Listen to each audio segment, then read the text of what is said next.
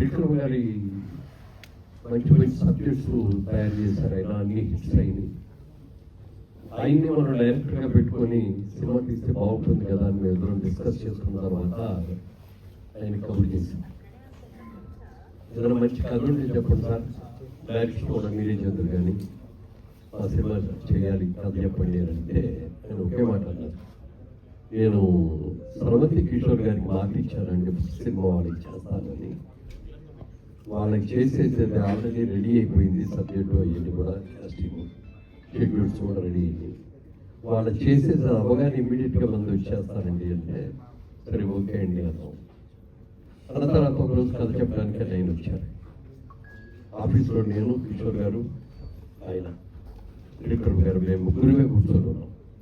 సరే సార్ ఫోన్లో ఇవన్నీ ఆఫ్ చేసేయండి సార్, కాన్సన్ట్రేట్ ఇవ్వనండి. సరే అన్నాం. మీరు చెప్పే నంబరు 3 hours చెప్పారండి ఇక్కడ.